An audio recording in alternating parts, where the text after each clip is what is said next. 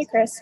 How are you feeling after that start, and maybe what were your thoughts on Mark Canada's catch at the wall? Game changer, game saver. That's automatic 2 runs if you don't catch it. I saw TA basically halfway to third, and I said, that ain't good. And he came up with this kind of ridiculous freaking catch, and I mean, truly saved my outing. Susan Slusser. Chris, this team has struggled in the postseason. You've seen some of the postseason games here. It's been kind of a while since the win. What's the mood overall after you guys managed to put this one away, even if like that kind of carry in the white feeling? I couldn't hear you that great, but the mood, is that what you said? The mood, I mean, I think relieved, if anything. I mean, we knew the numbers. I mean, we knew the numbers. So I feel like the monkey's off our back a little bit, and now it's just play baseball from here on out. So yeah, I mean, relieved. I mean, excited, obviously, but relieved if anything.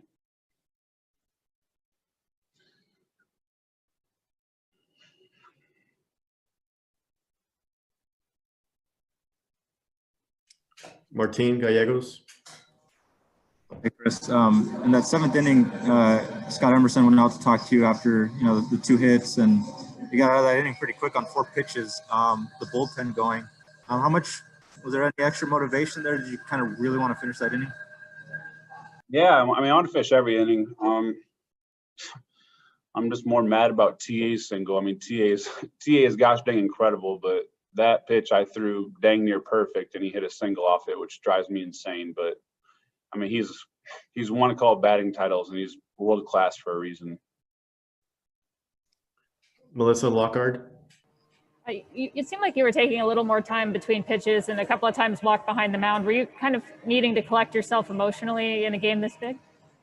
Yeah, my heart rate is a little to the extreme when I'm pitching, especially on a normal day, let alone a playoff game. So I knew I didn't want to overthrow stuff. I knew I didn't want to like make mistakes because I was too sped up. So yeah, I definitely was taking time in between innings to relax myself, and then obviously in between pitches to relax myself. James Ham. Hey, Chris, the bomb by Chris Davis, with his struggles this season, did that just give you guys a little bit more boost just watching you guys celebrate in the dugout? Yeah, I mean, for the last month, I know he hasn't played much, but for the last month, I mean, I promise you, guys in the clubhouse are like, man, the explosion in your bat is back. And I think he's truly starting to believe it too. He has worked his butt off to kind of get back to where he was. Him running into the dang wall and messing his oblique up or ribs up affected him for quite some time. But again, the last month, I mean, his BP and his at-bats during the game, I'm like, you're there, like you're back, like you truly are back. So it's exciting to get him back, and hopefully he just stays hot for us. Ron Kroichik. Chris, how much of an advantage do you think it is to be a right-hander against that White Sox lineup? I'm sure you know the numbers. 15-0 against lefties, 21-26 against righties.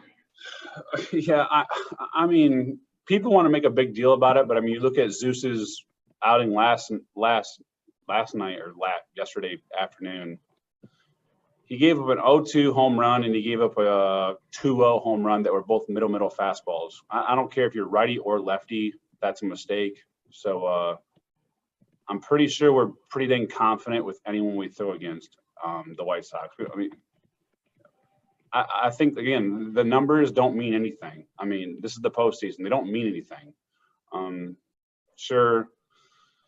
I mean, I thought they put absurd at-bats against me, and I'm a righty. And I throw a pretty dang good sinker, and they handled me pretty good. And then they handled Liam pretty good too. So I think the lefty idea of it all is kind of a whim that they're going off of. Well, yeah, I guess that's my quick follow-up. Is there anything about the way they go about their at-bats that explains those numbers? I mean, it sounds like what you're saying is they're good against either side. They're good against either side. I don't. Again, they gave me troubles all game long. I mean, obviously I threw a good game, but I mean, it was a dang headache for 7 innings. So I think righty or lefty, it don't matter. Like it don't matter. Thank you. We'll finish with Janie McCauley. Hi, Chris. Bob talked this morning just about how he's seen you mature and evolve into this dominant pitcher. What has been the biggest key for you thriving during this challenging season to come out and pitch the game of your life today and just keep building on what you did down the stretch?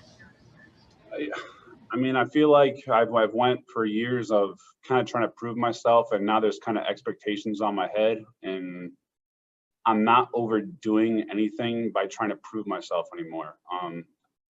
I don't mind the big expectations. I don't care about that. I care less. But when I was trying to prove myself and when I was trying to stick in the big leagues, I was overdoing everything. I was overthrowing. I was walking a ton of guys. I was overthrowing off speed.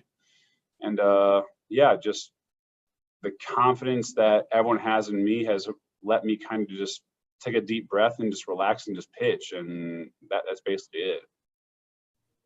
Thank you, Chris.